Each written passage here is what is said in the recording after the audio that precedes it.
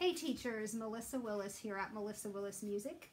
I think I've decided I have a new tagline here at my studio. So I am your analog studio brought online, because as you know, most of the things that I show you don't involve a whole lot of technology. So I'm showing them to students through a screen, but other than that, I don't use a whole lot of technology.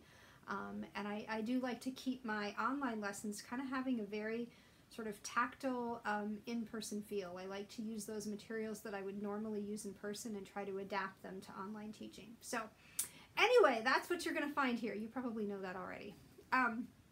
But I wanted to today talk about a really quick and easy tip to work, again, on dynamics. And this can work with a really young student, but it also can work with older students to really talk about the details of tone colors and sound and shading and all of those kinds of things. So you can adapt this a variety of ways, and I've tried it a variety of different ways for students. But I like to think about sound and color. So this isn't a brand new idea. I'm sure we've all talked about tone colors and sounds and everything. But this is a really great visual to kind of bring students into the screen and to really think about how they play rather than just loud and soft, like these sort of random words. But this actually lets them kind of see the sound. So one thing that I've done with students is, actually I'm gonna hold mine this way, is I'll have them do scales, and some of them will actually kind of follow the screen. So this is another great exercise to get them away from looking at their hands because they can look at the screen while they play. But I'll actually have them play scales, and so they can start the scale here, and then they go up the scale, and I would just do this with 1-octave scales to start with, and then back down. So of course what they would play, I can't point and play at the same time unfortunately, but they will very naturally put in a crescendo because they can see that color changing. So you can kind of help them track just by moving your hand up and down. And you can do that with any number of things. So another thing I did with a student today is we just played chords, and I would point to one, and they kind of had to try. It wasn't an exact science, right, because there's lots of shades in between here, but I would have them play here, here, then I might go here, here, and just keep having them play chords. So they might get something like this.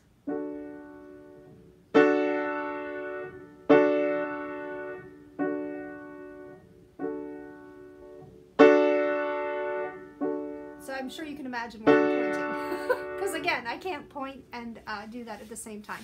But it's a really, really fun way to get them thinking about dynamics and how it's really just different shades of sound rather than them each having a fixed volume, right? They're all relative, and that's what I like about this.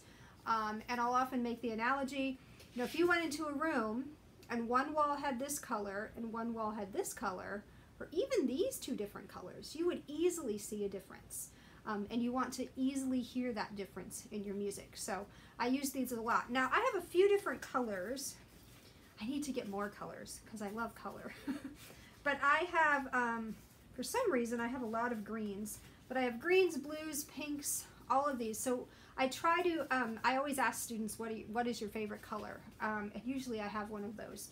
Of course, I get a lot of blues and greens and pinks, and so I'll just go ahead and hold up whatever their favorite color is and use that as an example.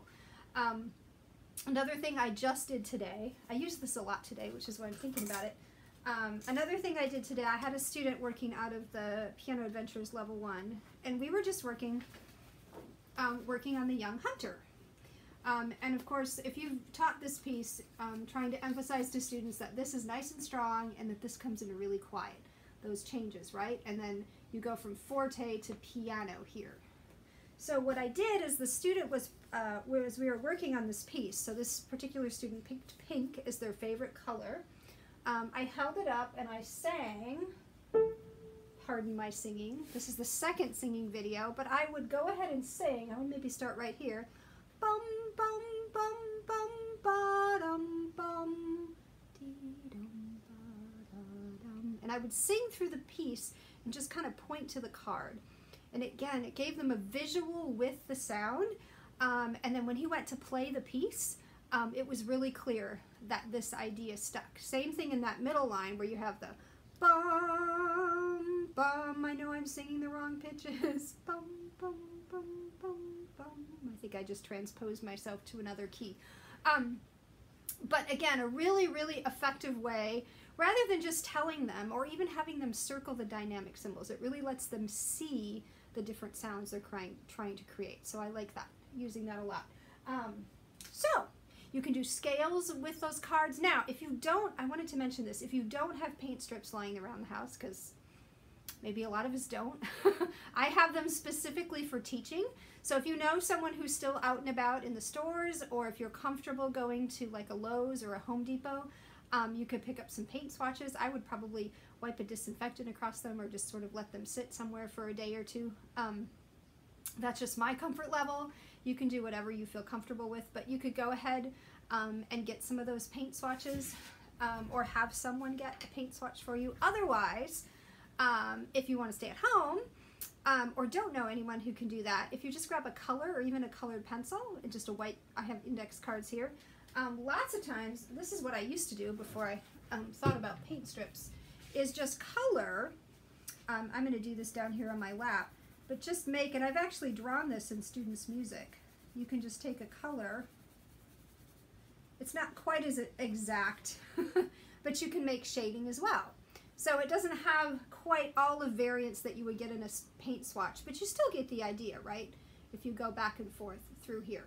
And if it was me, I would probably try this a couple of times to try to get more variance in color. But that would be another great way to do that. And sometimes when a student has, excuse me, a crescendo or a diminuendo in their music, especially if it's in a method book, I'll actually take a colored pencil or a color and sometimes make that shading right over the crescendo or the diminuendo.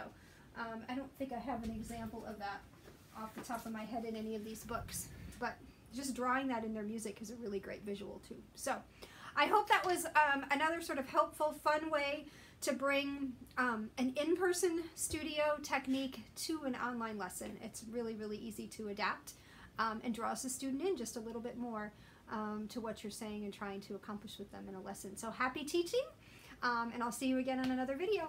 Bye-bye.